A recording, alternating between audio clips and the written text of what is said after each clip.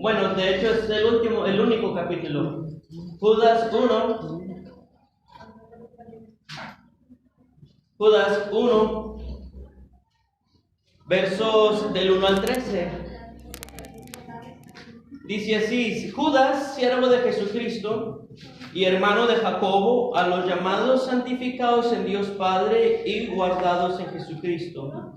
Misericordia y paz y amor os sean multiplicadas. Verso 3. Amados, por la gran solicitud que tenía de escribiros acerca de nuestra común salvación, me ha sido necesario escribiros exhortándoos que contendáis ardientemente por la fe que ha sido una vez dada a los santos.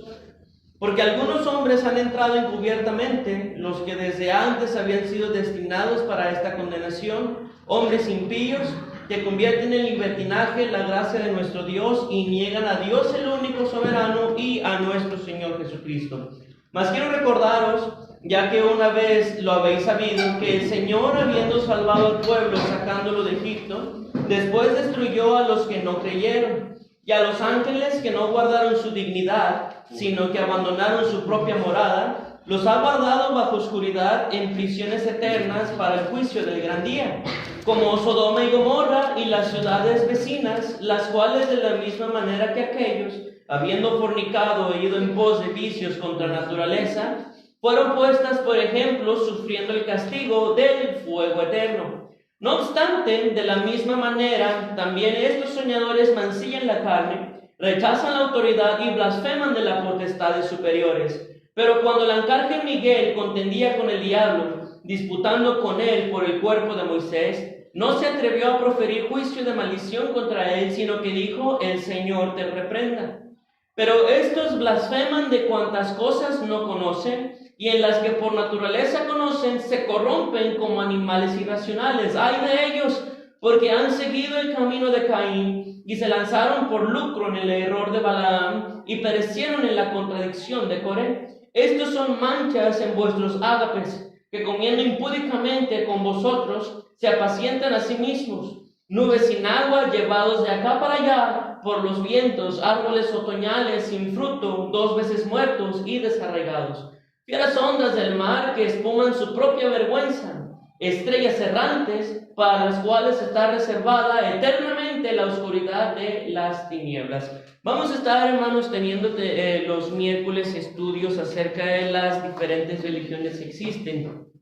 Y vamos a estar utilizando los libros que ellos usan para, mis hermanos, saber qué versículos o qué textos de sus libros podemos mostrarles para saber, hermanos, defender nuestra fe y, como les decía en un mensajito, para ver si Dios tiene piedad de ellos y los saca del engaño en el que están. Esto no se hace con el fin de burlarnos, aunque muchas de las cosas que se han hecho es motivo de burla, ¿sí? Sino que es con la intención, mis hermanos, de prepararnos para el momento de hablar con estas personas. Hoy vamos a hablar de los testigos de Jehová. Si Dios lo permite, en próximas semanas hablaremos de adventistas, mormones, católicos, etcétera, etcétera. Y vamos a estar usando sus libros. En esta ocasión tenemos la traducción del Nuevo Mundo de las Santas Escrituras, que es la Biblia que utilizan los testigos de Jehová. Y aquí vamos a estar viendo, mis hermanos, qué dice su propio libro, y cómo es que su propio libro contradice muchas veces sus doctrinas. Entonces vamos a hacer una oración y después entramos a este estudio, hermanos. Ustedes dirán, ¿qué tiene que ver esto de Judas con esto que vamos a ver de los testigos de Jehová? Bueno, porque muchas de las actitudes que Judas relata aquí las podemos encontrar en el comportamiento de los testigos de Jehová. Y ahorita es algo que vamos a estar estudiando, hermanos. Vamos a hacer una oración. Señor, le pedimos de su dirección, que usted, Padre Celestial, nos dé sabiduría, Señor, a mí para explicar y a mis hermanos para entender, Señor, que todos podamos aprender algo, y le damos las gracias, Señor, porque aunque no profesamos ser la verdadera religión, Señor, damos las gracias porque usted nos ha, Señor, mostrado la verdad, a usted, Señor, a Cristo Jesús. Y esa verdad nos ha hecho libres. No nos vanagloriamos en el nombre bautista, más bien nos gozamos de que nuestros nombres estén escritos en el libro de la vida. Y Señor, damos las gracias porque no merecemos esto, no somos mejores ni mayores, Señor, para merecer algo que los testigos no están recibiendo, la salvación. Y le damos las gracias porque, Señor, si usted nos salvó a nosotros y no a ellos, ha sido por pura gracia, Señor. Aún así le pedimos, extienda su misericordia hacia las vidas de estas personas y que puedan, Señor, conocer el bien, la verdad, Señor, a Jesucristo como el verdadero Salvador, Señor, y como el verdadero Dios que vino a dar la vida por ellos, Señor.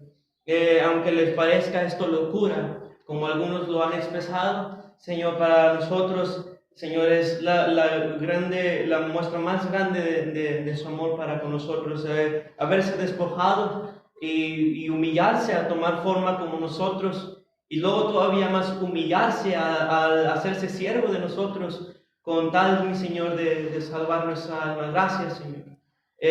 Bendiga a mis hermanos que no asistieron, los que no van a estar para este estudio, Señor. Aún así le pedimos que fortalezca su fe y que, Padre Celestial, todos podamos salir edificados en esta tarde. En el nombre de Cristo Jesús le pedimos estas cosas. Amén. Bien, en primer lugar, hermanos, los testigos de Jehová vieron su origen con un hombre que era muy familiarizado con los adventistas, llamado Charles Taze Russell, en español Carlitos. ¿Sí?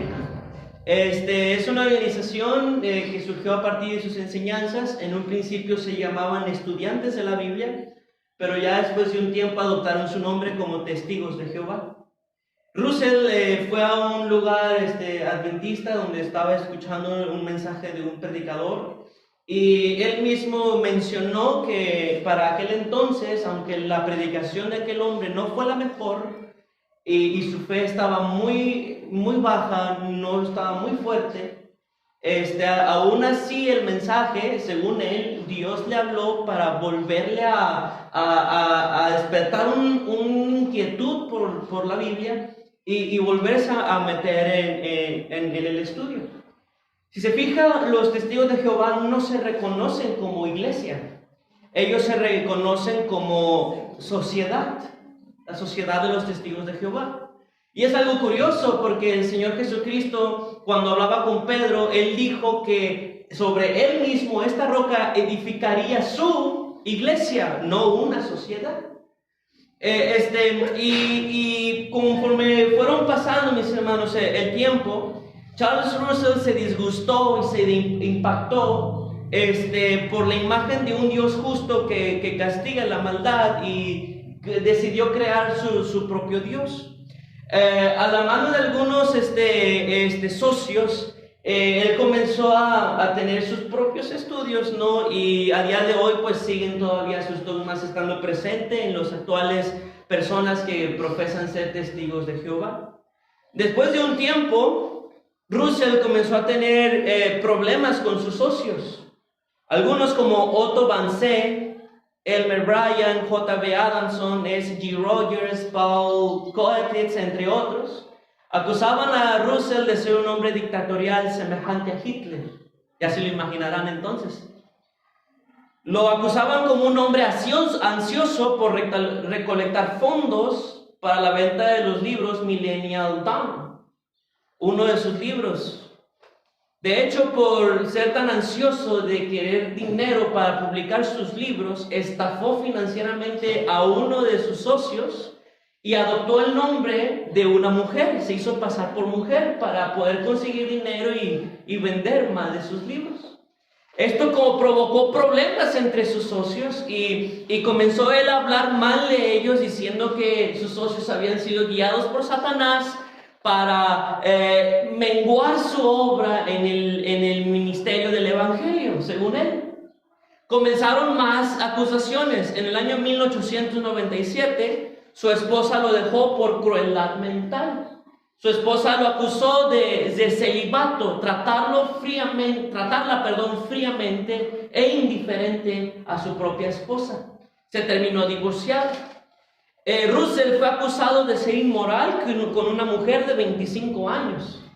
Y después de levantar una denuncia por difamación, Russell fue llevado a juicio donde mintió bajo juramento, diciendo que conocía el idioma griego y el hebreo, que no se había divorciado, que había sido educado, que había recibido una instrucción antes de ponerse como ministro. Pero, mis hermanos, tras la interrogación, Russell admitió que sí se había divorciado, que no había estudiado, que no había habido nadie, ningún ministro para ser puesto allí en ese ministerio, que no fue a ningún seminario. Y cuando le llevaron parte de este librito o de un librito que ya tenían anteriormente escrito en griego para que Russell lo leyera, adivine qué pasó. No supo leerlo. Había sido escrito por un hombre llamado por dos hombres, Westcott y Holt, uno de los traductores de los que ellos se han basado mucho para las traducciones de sus Biblias. Después de todo esto, cuando él murió, en su tumba pusieron una pirámide y la pirámide tenía la imagen de un sol. Russell fue acusado de simbolismos masónicos, de ser masón, y de ocultismo, brujería, mis hermanos.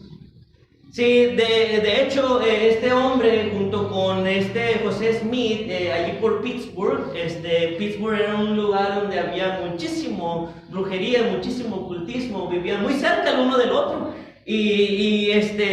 Pues vivían en un lugar donde habían sido ya bastante influenciados por esta costumbre del ocultismo y llevaron a una pirámide y la pusieron en la sepultura de Russell.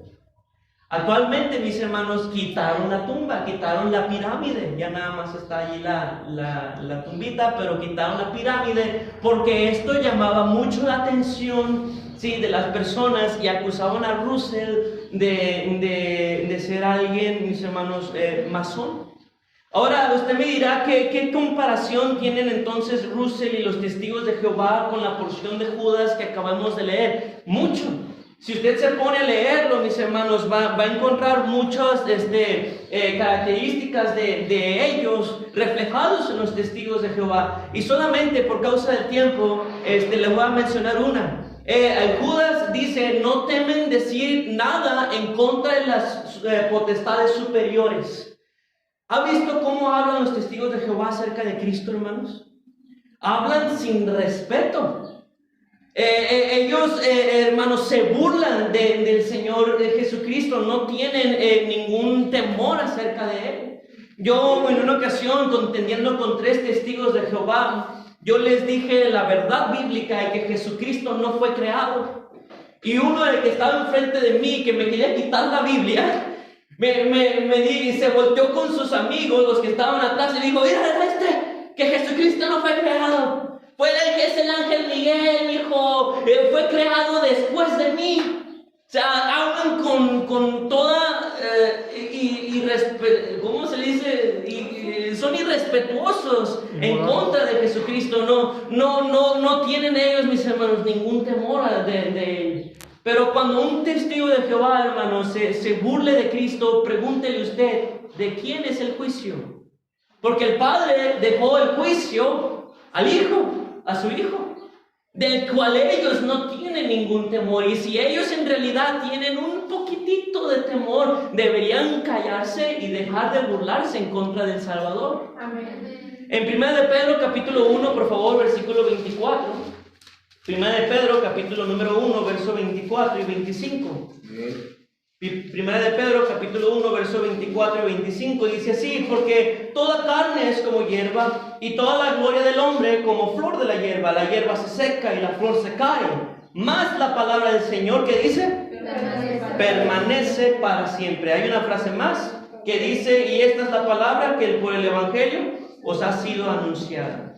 La traducción del Nuevo Mundo, hermanos, en su prólogo, es decir, la primera hojita de presentación, menciona, y está subrayado en verde, pero no sé si lo alcancen a ver, porque está muy ligerito el color verde. mencionan que la primera traducción y publicación de este libro fue en el año 1950, en la década de 1950 a 1960. Algunos dicen que fue en el 52, otros dicen que fue en el 53. Pero aquí mismo está estableciendo que fue en esta década cuando primeramente se escribió y se publicó. Pero si vamos a la historia que ellos mismos enseñan, nos podemos dar cuenta de que ellos tenían más ediciones y más publicaciones de las escrituras. En el año 1942 tenían la versión autorizada con nuevos títulos y apéndices creados por sí mismos. En 1944 tenían la American Standard Watchtower de la Biblia. En 1950 tradujeron el Nuevo Testamento por Westcott y Hort. Esto quiere decir que antes de la década de 1950, una década antes, ya habían tenido al mínimo 3 publicaciones más. ¿Qué quiere decir esto, mis hermanos? Este libro, desde su primera hojita, ya miente. Desde la primera hojita tiene incoherencias. Y si la primera hojita tiene ya mentiras e incoherencias, imagínense todo el resto. ¿Qué tanto va a encontrar allí? Ahora, ellos tuvieron todavía más. En 1960 tuvieron el Antiguo Testamento, una versión privada, no salió a muchas personas. En 1961 tuvieron otra traducción, nuevamente en versión privada. Por algo lo dejaron privado. En 1972 tuvieron The Bible in Living English por Stephen T. Byington. Entonces, mis hermanos, podríamos decir, ni ellos saben cuándo comenzaron, no saben cuándo establecer fechas de su origen, ni de sus enseñanzas. Sus Biblias, mis hermanos, han tenido constantes actualizaciones. Hubo otra en 1961, otra en 1970, 1971, nada más un año después, en 1984, 1987 y las más recientes en 2013. Montones de actualizaciones. ¿Por qué? Porque sus actualizaciones se deben, hermanos, a un cambio constante de opinión en sus doctrinas y a versículos que se les escapan por allí que contradicen sus doctrinas.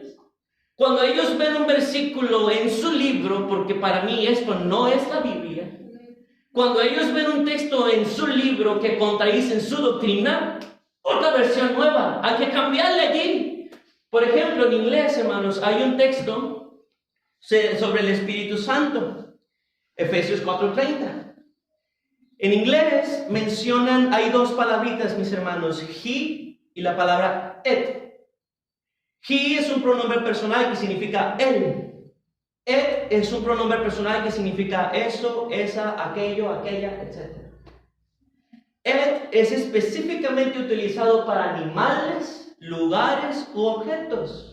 Y he es específicamente para hombres, para personas, hombres.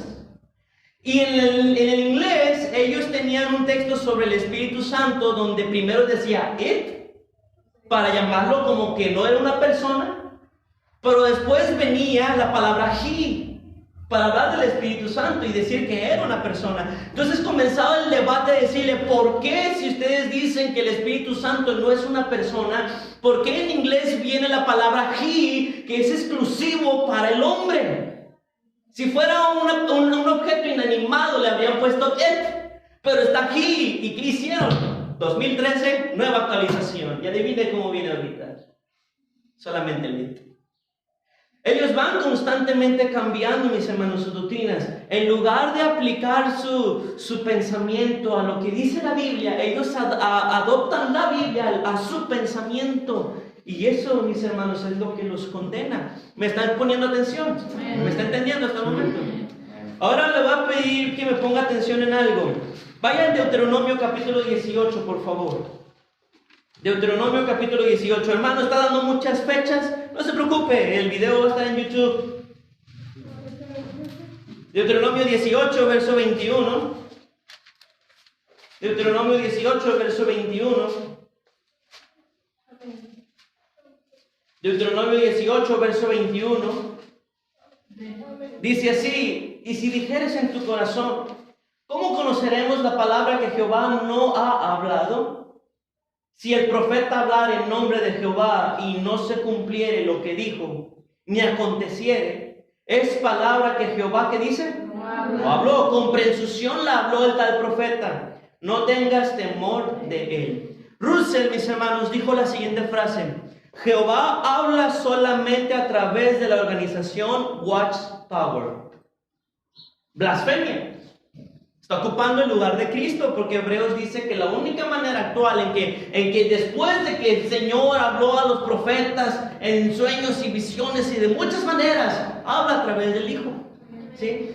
Pero esto se los menciono, hermanos, porque los testigos de Jehová osaron profetizar varias veces y adivinen, ninguna de sus profecías se cumplieron. En 1889, en el libro El tiempo ha llegado, página 101, hasta con referencias se las digo para que no haya excusa. En este año y en este libro ellos dijeron: la batalla del Armagedón será en el año 1914. Jesús vendrá derribando todos los gobiernos. No habrá más presidentes y solamente Jesucristo reinará. Pero yo veo a AMLO todavía como presidente. Yo vi a Peña Nieto diciendo que 5 era menos que 3.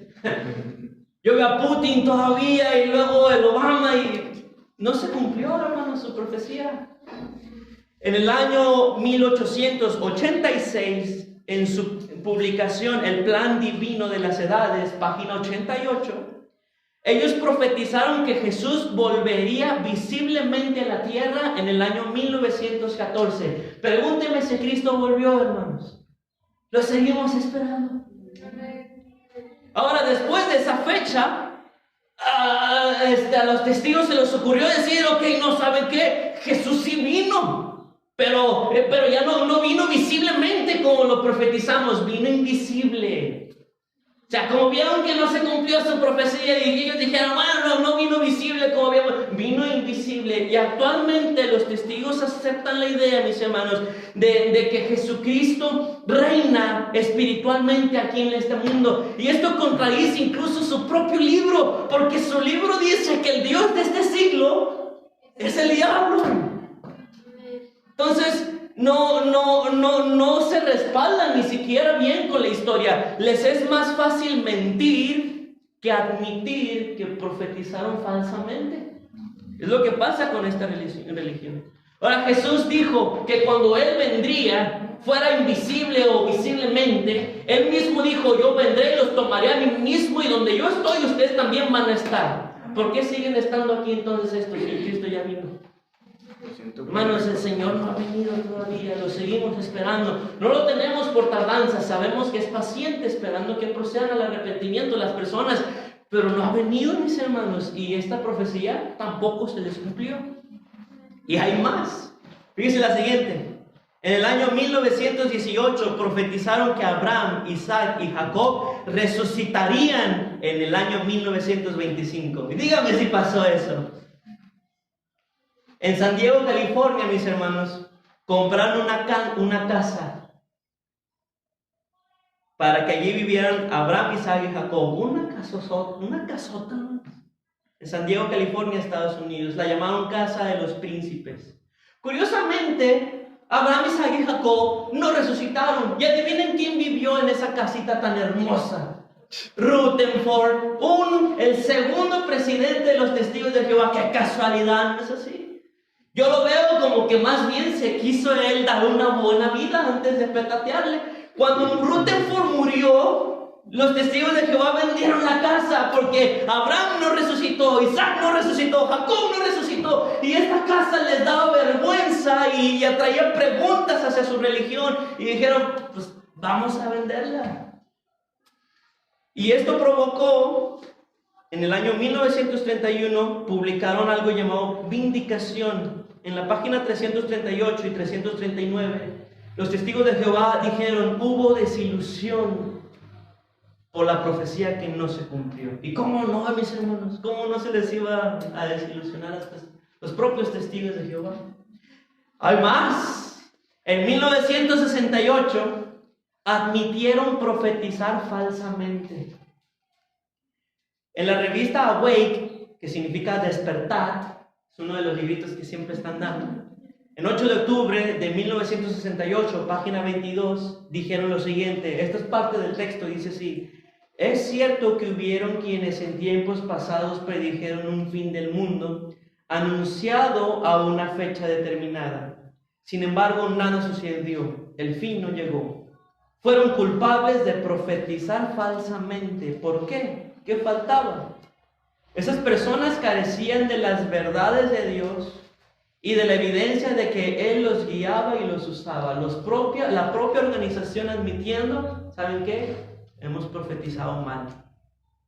Y luego en esa publicación que les mencioné, Vindicación, dice: durante un tiempo hubo un grado de desilusión de parte de los fieles a Jehová en la tierra, en relación con los años 1914, 1918, 1925, etcétera, etcétera, etcétera, la cual duró un tiempo, y ellos aprendieron a dejar de fijar fechas. ¿Qué está diciendo aquí? Ellos están diciendo, ¿saben qué? Profetizaron mal, y muchos testigos se desilusionaron, pero aprendieron a no fijar más fechas. Según ellos dijeron en el año 1968, ya no vamos a profetizar. Y tan solamente un año después, adivine qué hicieron. Profetizaron. En el año 1969 dijeron que el mundo se terminaría en el año 1975. Ya estamos en 2000, ¿qué? 24. Se terminó el mundo. Aquí estamos vivitos y coleándonos. No pasó, varios se les desilusionaron. Y esa última profecía la publicaron en la Atalaya el 1 de enero de 1969, página 14 y 20. Y después de esta última profecía, ya no hay más. Ya como que les dio un poquito de vergüenza y dijo, ya quedamos mucho en ridículo, ya hemos mentido mucho, ya vamos a pararle. Y ya prepararon, ya no han habido profecías. Pero mis hermanos, si usted va a la historia, un falso profeta, leímos aquí, era alguien, que no había sido enviado por Dios. Y si esta asociación, porque no podemos llamarlo iglesia, ni ellos mismos se llaman iglesia, si esta asociación profetizaron y no se cumplió, ¿qué quiere decir esto, mis hermanos? No son de Dios, son falsos profetas. Dios no los ha enviado. Entonces, podemos usar versículos de su libro, no lo voy a llamar más Biblia. ¿Podemos usar versículos de su libro para contradecir sus doctrinas? Sí. Y vámonos rápido, por causa del tiempo. Si tienen notitas, váyale escribiéndole rapidote, como si fuera doctor, que no se le entiende nada, ¿verdad? En primer lugar, mis hermanos, vamos a ver todas las doctrinas, o bueno, al menos la gran mayoría, son 11, a ver si las alcanzamos a ver a tiempo. Número 1, ellos dicen que Cristo no resucitó en cuerpo. Yo les había pedido a algunos, ¿verdad?, que se trajeran un librito de estos. ¿De casualidad alguien lo traerá? Usted lo trae en el teléfono. Ok, ¿por qué? Porque entre este libro y la Biblia, mis hermanos, las palabras cambian. Entonces yo quería que lo vieran como dice aquí. Sí, en Lucas 24, por favor, ustedes lo pueden leer con la versión que ustedes tienen, pero pongan atención a las palabras que aquí en este libro dicen. Ellos dicen que Cristo no resucitó en cuerpo, que resucitó en espíritu nada más. Lucas 24, y usted puede leer ahí en su Biblia, pero le pido ponga un poquito de atención en lo que dice este libro. Probablemente no sé si sea la misma versión que esta, hermano, que sea la del 2013, no sé cuál sea, pero ojalá sea esta, ¿verdad? Entonces, en Lucas 24, verso 37, en este libro dice así: pero porque estaban aterrados y se habían atemorizado, se imaginaban que contemplaban un espíritu.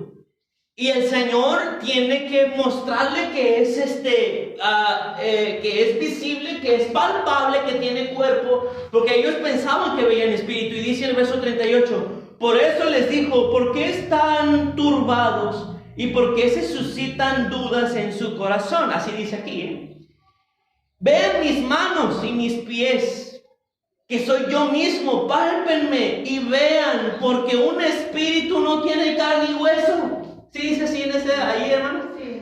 Entonces, ¿qué está diciendo? Su propio libro está diciendo, Jesucristo tenía carne, tenía carne y hueso. Y dice, así como contemplan que yo tengo. Y al decir esto, les mostró las manos y los pies. Y como todavía no creían, de puro gozo y seguían admirados, les dijo, ¿tienen ahí algo de comer? Y le dieron un pescado asado, y lo tomó y lo comió delante de los ojos de ellos. O sea, los discípulos pensaban que era un espíritu. Jesucristo se presenta y les dice, no, yo sí, puedo atravesar paredes, me meto y aparezco y les digo la paz con ustedes, pero tengo un cuerpo glorificado, pueden palparlo, tengo carne, tengo hueso. Y como todavía no le creían algunos, ¿qué hizo el Señor? Se merendó un pescadito para que vean que era carne y hueso. Su propio libro se los muestra, hermanos. No sé de dónde sacan eso. Juan 20 es otra porción donde enseña esto. Juan 20, verso 27. Y usted puede anotar estos versículos para al momento de hablar con ellos. Estos versículos les sirven para hablar con ellos en este libro, porque como ellos creen que este libro es el único bien traducido, ellos no van a aceptar lo que usted le diga con este otro. Usted necesita usar el libro de ellos. Juan 20, verso 27. Juan 20, verso 27. Este libro dice así. Dice, dijo entonces a Tomás, pon tu dedo aquí y ve mis manos, y toma tu mano y métela en mi costado, y deja de ser incrédulo y hazte creyente. En contestación, Tomás le dijo, mi Señor y mi Dios. Jesús le dijo, porque me has visto, has creído. Felices son los que no ven y sin embargo creen. Nuevamente el Señor le dice, ¿sabes qué? No soy un espíritu donde ya yo estoy sanito. No, tengo carne. Y los clavos que me pusieron, las manos que me horadaron, el costado que me traspasaron, puede ser palpado. Pon aquí tus, ¿cómo dice? Tócalas y mete y pon tu mano en mi costado y date cuenta, tengo carne, resucité. Sí, ¿y de dónde se sacan esto los testigos? Pues de su chaveta. Su libro dice que no, sí resucitó con cuerpo. Número 2. Ellos dicen que Cristo no murió en una cruz, pero la Biblia dice que sí. Filipenses 2, por favor, verso número 8. En ocasiones usted va a tener que saber, mi hermano, el idioma griego, o al menos saber qué es la palabra griega que está en ese texto.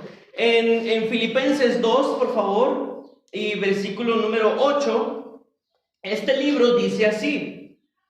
Más que eso, al hallarse a manera de hombre, se humilló y se hizo obediente hasta la muerte. Sí, muerte en un madero de tormento. Entonces ellos, los testigos de Jehová, dicen, no, es que Jesucristo no murió en una cruz. Jesucristo murió en un madero de tormento. El griego aquí, hermanos, en el escrito original viene la palabra stauros. Stauros. Y significa cruz. Ellos lo alteraron. Stauros, con acento en la O. S-T-A-U-R-O con acento S. Stauros, significa cruz. Y ellos, no sé por qué no aceptan la idea de que haya sido una cruz, pero no la aceptan. Y ellos quitan la palabra stauros, cruz, y meten otra traducción, madero de tormento. Para ellos Jesucristo no murió en una cruz. Si vamos a la historia, mis hermanos, del Imperio Romano, el Imperio Romano tenía varias maneras de castigar a los peores hombres, de formas muy dolorosas, en tablas. Sí, una de esas era en forma de tacha, así, en el suelo. Otros era crucificado como el Señor, y otros crucificados de cabeza. Y otros eran así en forma de tacha, pero medio inclinados. Entonces, hasta la historia testifica que la madera usada en aquel entonces, mis hermanos, por los romanos para castigar, lo ponían en forma de cruz. Ahora en Mateo 20:25, por favor, este libro dice así, y yo sé, este pasaje también concuerda con la Biblia, al menos en lo que queremos ver. Mateo 20, verso 25.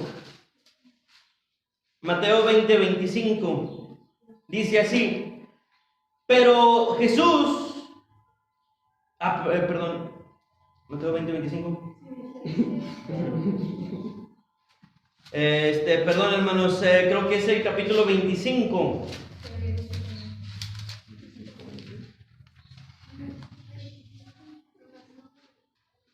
Más adelante, anoté mal el verso, hermanos, donde habla sobre los clavos.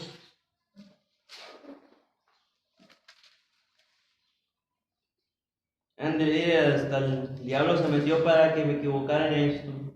Donde habla de los clavos, se presenta con Tomás, es en Juan, hermanos, ¿sabes? En Juan, porque en Juan está la incredulidad de Tomás.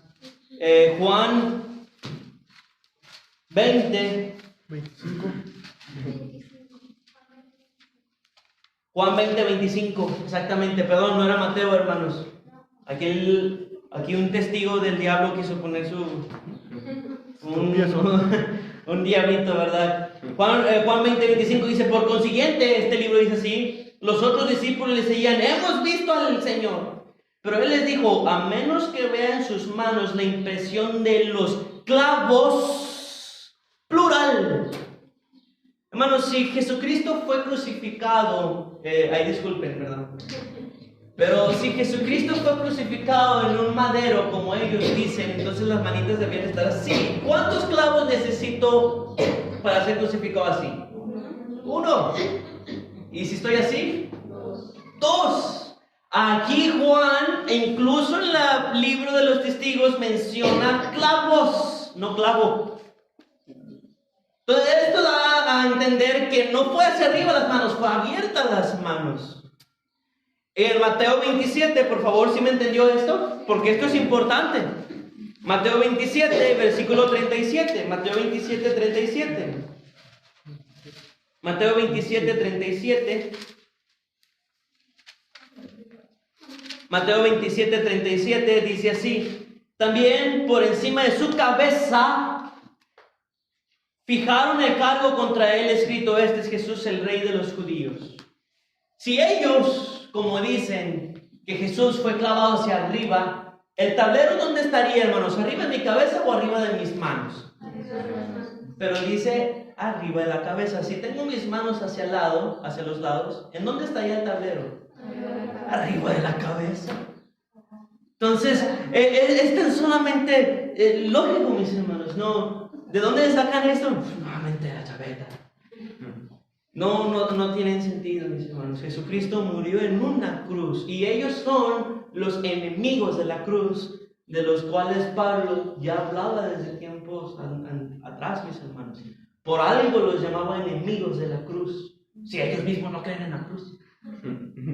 Número 3. Ellos dicen que Cristo no debe ser adorado. Siempre en este libro, cuando se muestra una historia sobre Jesucristo siendo adorado, ellos le cambian a la Biblia y dice rendir homenaje. En Hebreos capítulo 1, verso 6, por favor. Hebreos 1:6. Hebreos 1:6. Dice así. Pero cuando introduce este libro dice así, no digo que la Biblia diga así, sino este libro dice así.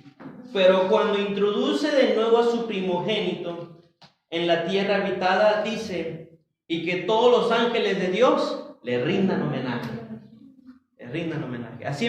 Siempre lo cambian a eso. Cualquier ocasión que es para adorar a Cristo, ellos le ponen ríndale homenaje, un simple reconocimiento y ya, hombre. Sí, ese es el Salvador, sí. Un simple reconocimiento sencillo y ya. El original, mis hermanos, viene la palabra proskineo. Proskineo. Proskineo significa adorar. Por lo tanto, lo que Hebreos está diciendo aquí es que cuando el Padre presenta al Hijo, Él le manda a todos los ángeles que adoren al Hijo, prosquineo al Hijo, adoren al Hijo. No ríndanle homenajes, adórenlo, adórenlo. Nuevamente ellos lo modifican. Ahora la cosa es que cuando vamos a otros textos como Juan 9, 35 al 38, Mateo 28, 9, prosquineo, cuando se refiere al Padre, lo traducen bien, lo traducen como adorar al Padre. Pero cuando se utiliza para Jesucristo la palabra prosquineo, lo cambian y le ponen rindan homenaje. Son una religión, hermanos, que no tienen temor. O sea, Dios había dejado ya una tachante condenación a aquel que modificaran algo su palabra. Y estas personas lo hacen con plena alevosía y con atrevimiento. Y uno dice, pues sí, hermanos, no tienen temor de Dios ellos. No creen que van al infierno, pues con toda la tranquilidad del mundo lo hacen. Hasta el momento, hermanos, ¿alguna pregunta? No. ¿No? Ok, número 4. Ellos dicen que Cristo fue creado. Colosenses capítulo 1, por favor. Déjeme terminar con este punto. Colosenses capítulo número 1.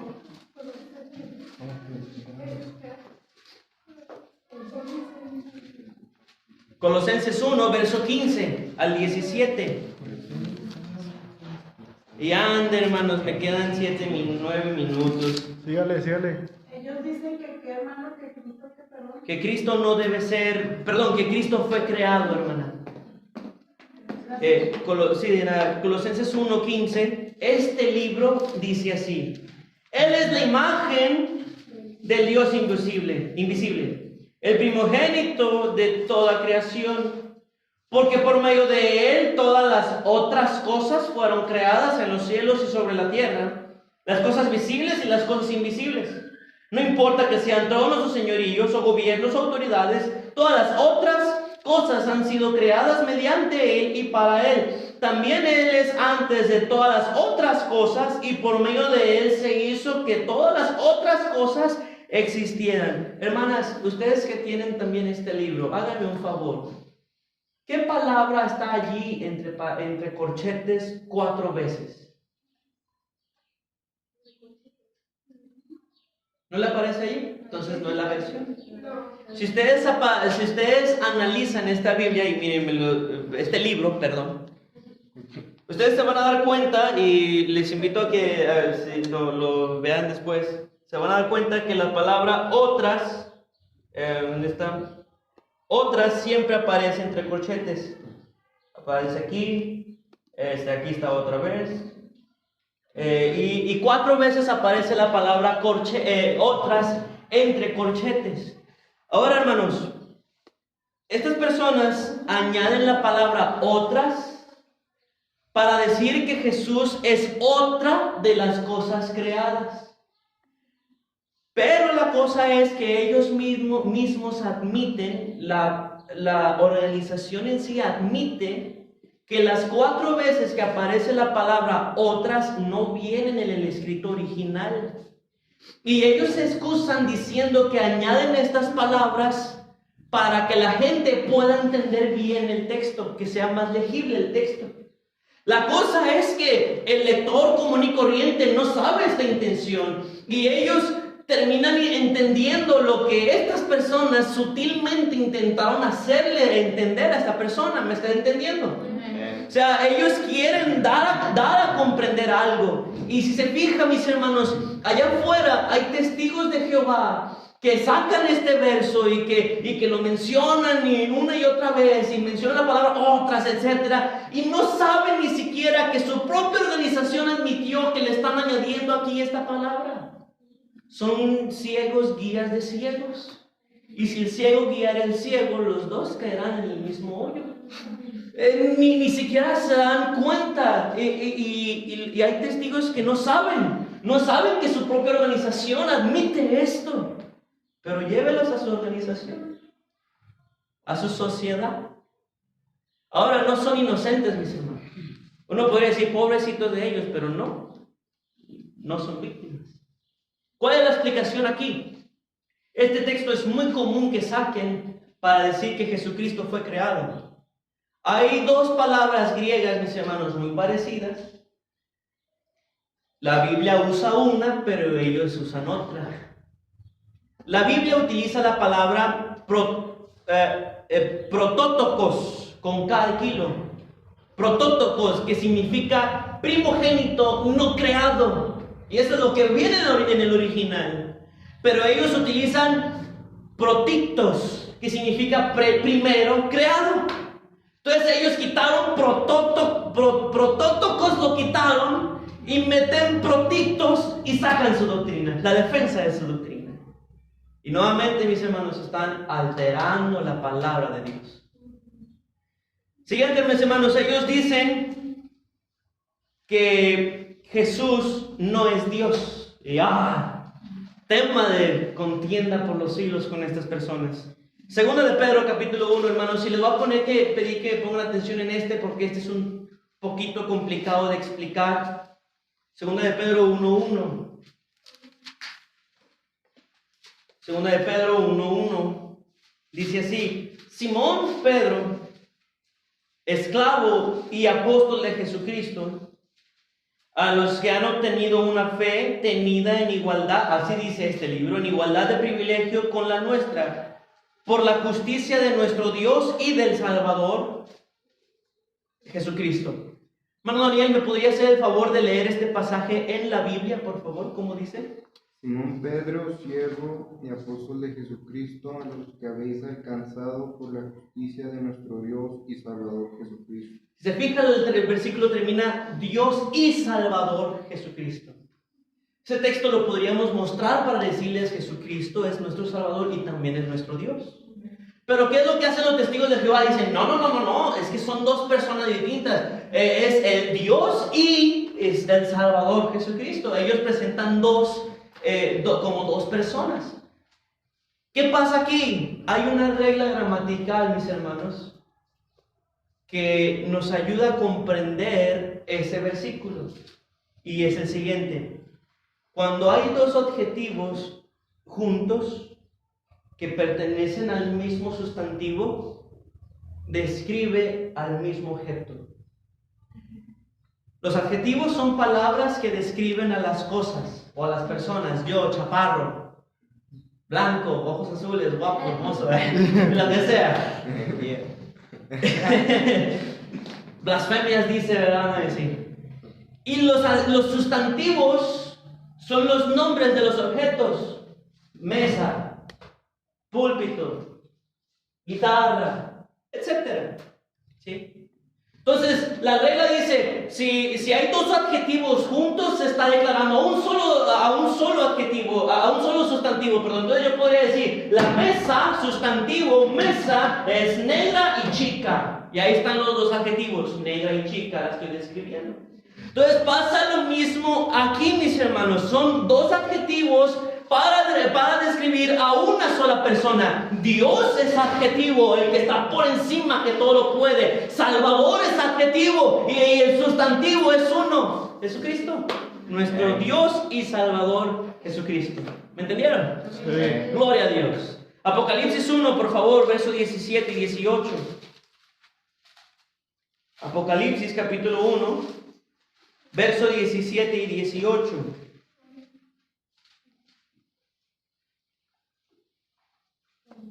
Dice así: y cuando lo vi, caí como muerto a sus pies. Y este texto se lo aprendieron de memoria. Y él puso su mano derecha sobre mí y dijo: no tengas temor, yo soy el primero y el último y el viviente. Y luego aquí dice: y llegué a estar muerto. Y en la Biblia también dice, ¿cómo dice la Biblia? El que vivo y estuvo muerto. Entonces aquí mismo dice, Dios se está presentando, Jehová para ellos se está presentando. Y Jehová dice, llegué a estar muerto. Pregúntenles a los testigos, ¿cuándo murió Jehová? No, nunca. Sí, no murió. El que murió fue el Hijo. Entonces, el Hijo es el primero y el último, el alfa y el omega, principio y fin, el que es, el que era y el que ha de venir. Sí, Jesucristo es Dios. Juan 1:1, mis hermanos, y este es un texto famosísimo con los testigos de Jehová. Usted necesita saber qué dice este texto en griego para poderlo usar. Si usted va con los testigos, si usted utiliza la Biblia y intenta mostrárselo en este libro, no le va a servir porque este libro dice otra cosa diferente. En Juan 1:1, este libro dice así: en el principio la palabra era, y la palabra estaba con Dios, y la palabra era un Dios con D chiquita. Juan 1:1.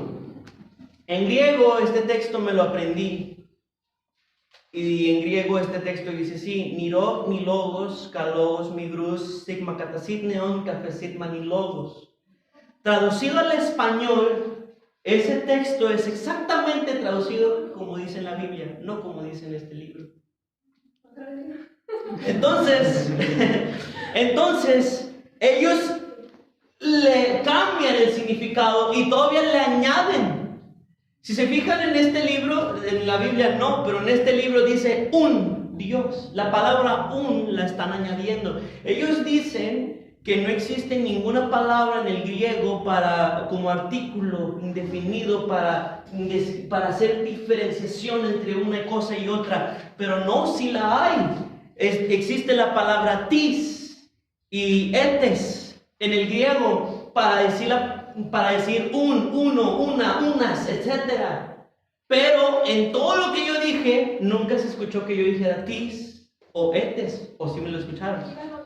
Niros y logos, kalogos migrus, sigma katasit neon, cafesit manilogos. Nunca se menciona tis, nunca se menciona etes. Por lo tanto, ellos le están añadiendo la palabra un. Y luego todavía el Dios lo ponen con D chiquita, cuando la palabra en el original tiene un pequeñito parecido acento que hace que las palabras se conviertan en mayúsculas, que comience con mayúscula. Están alterando toda la Biblia, hermanos. Toda la Biblia la están alterando, desde Antiguo al Nuevo Testamento. Y mostrarle con este libro que Jesucristo es Dios es complicado, hermanos. Es complicado. La gran mayoría de estos lo tienen transversado, le añaden un puntito para cambiarle todo lo que el significado, y se vuelve difícil con este libro. Por eso le digo, a veces va a necesitar saber el original, el griego. Hermanos, se acabó el tiempo. De hecho, ya me pasé 5 minutos, pero falta 1, 2, 3, 4, 5 doctrinas. ¿Le paramos o le seguimos? Ustedes me dicen. Sígale. Por mí no hay problema. Hasta el alba, como la obligación. Ok.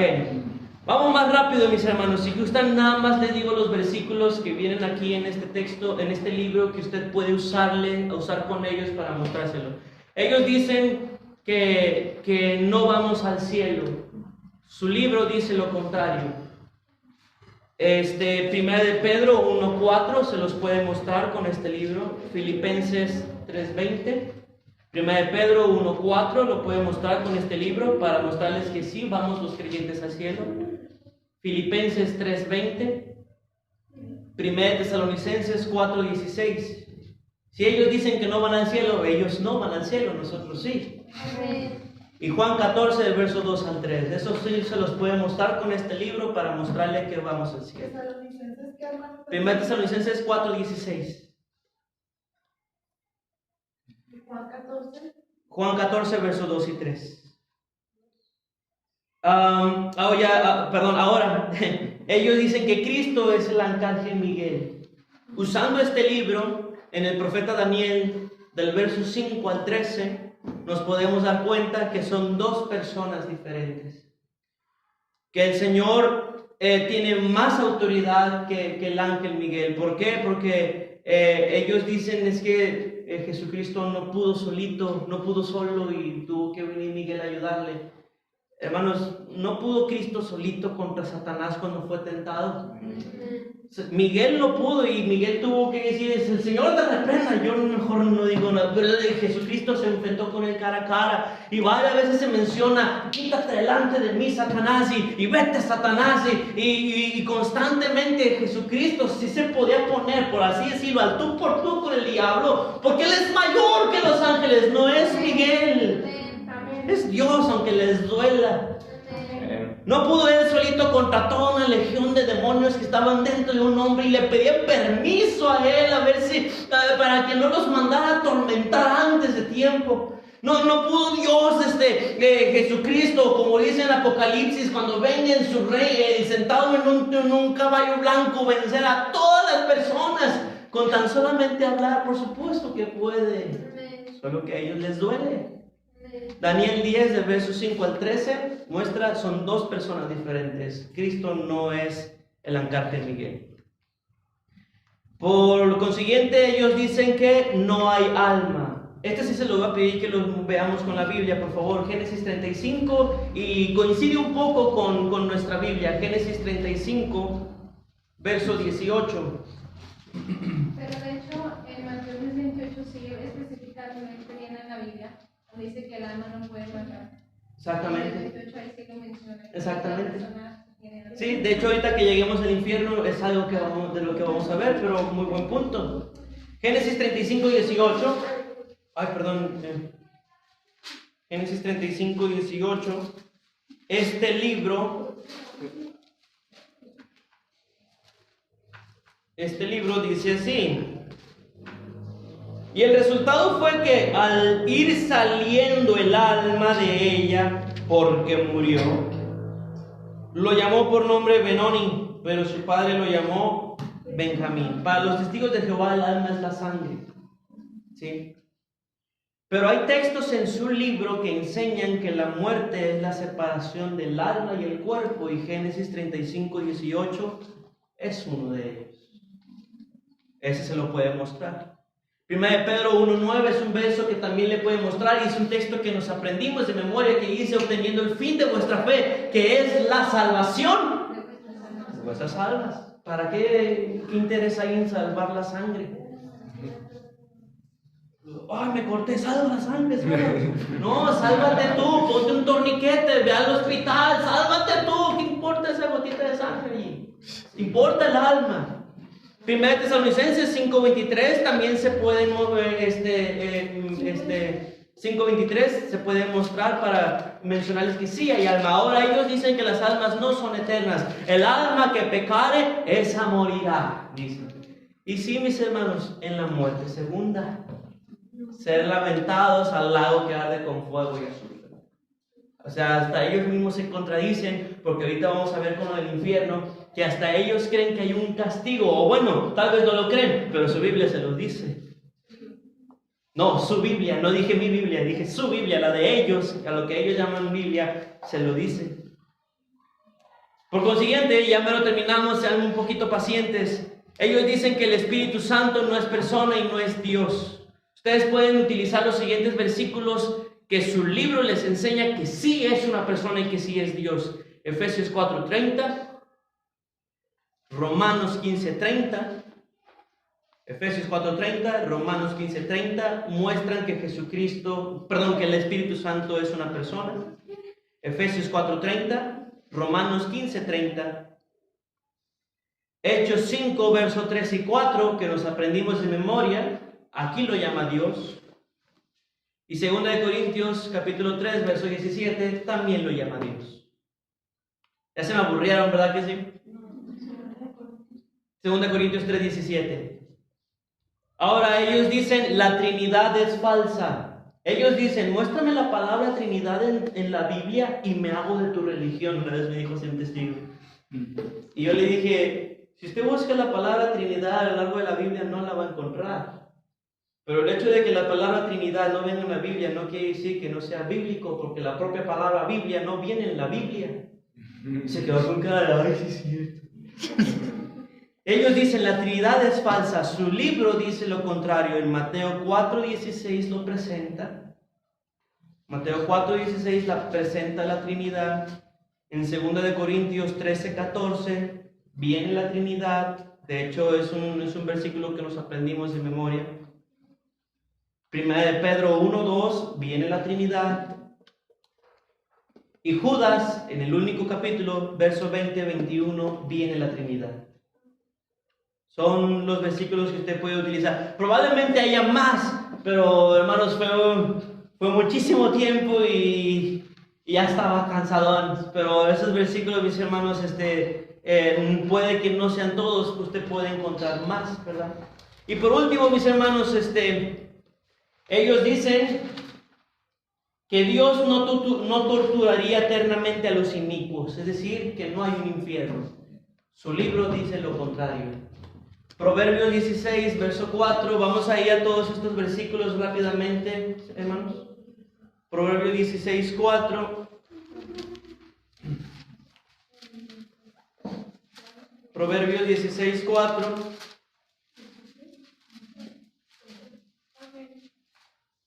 Este libro dice así: todo lo ha hecho Jehová para su propósito, sí, hasta el inicuo para el día malo. Hermano Daniel, ¿cómo dice la Biblia, hermano? Todas las cosas ha hecho Jehová para sí mismo, y aún me limpió para el día malo. Ok, entonces se fija, ¿sí? Dios, hermanos, tiene preparados a los inicuos para el día del tormento. Su propio libro se los dice. Romanos 9:22 es otro texto. Dice que Dios soportó, y así lo dice también este libro, que soportó con paciencia a los que estaban preparados para la perdición. Algo se menciona en Romanos 9:22. Romanos 9:22. Dice: pues si Dios, aunque tiene la voluntad de demostrar su ira y de dar a conocer su poder, toleró con mucha y gran paciencia vasos de ira hechos a propósito para la destrucción. Sí, su libro está diciendo que Dios, mis hermanos, torturaría, por así decirlo, como ellos lo toman, o más bien castigaría eternamente a los inicuos. La cosa aquí es que cuando usted les hable del infierno a los testigos de Jehová, ellos dicen es que no es infierno, no es castigo, es cortar. De hecho, en Mateo capítulo 25, verso 46, su libro, y ya me lo termino, hermanos. Mateo 25, 46, el libro de los testigos de Jehová, dice así, 25, 46. Y estos partirán al cortamiento eterno, pero los justos a la vida eterna. Entonces, ¿qué es lo que hacen ellos? Cambian castigo por cortamiento. Para ellos el castigo va a ser, ¿saben qué? Dejen de existir, vámonos. Pero el original utiliza la palabra colapso, que significa castigo, no cortamiento. Otra vez lo vuelven a cambiar. Colapso, K de kilo, O, L-A-D de dedo, S-O, colapso, que significa castigo, no cortar. Ellos le están moviendo mucho. Y luego cuando vamos a la historia de Lázaro y el rico, ellos dicen que es parábola. Si nosotros vemos el contexto, desde hace unos versos antes el Señor había dejado de hablar en parábola. Ya hasta había enseñado del divorcio. Y aún, hermanos, si fuera una parábola, toda parábola tiene su significado. ¿Qué significado tiene el lugar de tormento entonces para ellos? O sea, aún si es una parábola, tiene que tener significado. Los siguientes versículos en el libro de ellos pueden ser utilizados para mostrarles, mis hermanos, que hay un tormento eterno, que no se acaba todo en la tumba. Era Proverbios 16:4, Romanos 9:22, Mateo 25:41. Ya me lo terminamos, nada más les digo estos versos y terminamos. Mateo 25:41, Mateo 3:12, Mateo 25:41, Mateo 3:12, Mateo 10:28, el que mencionaba la hermana Nancy, Mateo 10:28, Judas 1:7, Judas 1:7, Apocalipsis 20, del 12 al 15, Apocalipsis 14, versos 10 y 11, y por último, Mateo 23:15. Sería todo, mis hermanos.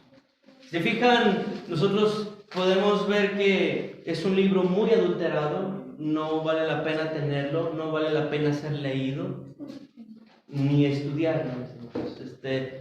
No vale la pena comprarlo para nada, ni tenerlo como la fuente de alimentación espiritual para nosotros. ¿Sí? Fíjese, mejor que los bautistas. Entonces, no vale la pena, mis hermanos, tener este libro. Ha sido muy adulterado. Y tan solamente viendo la historia de los testigos, mis hermanos, la historia de Russell, sus falsas profecías, hermanos, es claro, esa iglesia no es de Dios. No los odiamos, aunque sea la doctrina, no los odiamos a ellos. Odiamos la doctrina porque son de demonios, pero no odiamos a las personas. Hermanos, si pueden, estudien algo de esto, prepárense un poquito más y que Dios los utilice para ganar un alma para Cristo, para arrebatar a alguien del incendio, ¿verdad? Porque es lo que dice Judas un poco más adelante, a otros convencerlos y a otros salvarlos del fuego eterno. Entonces, hermanos, no es para que vayan con dos o tres en tres. No, es para que con mansedumbre presente nuestra fe y le presente la verdad y que Dios los salve. Nuestro hermano Daniel nos dirige en oración, mis hermanos, y terminamos.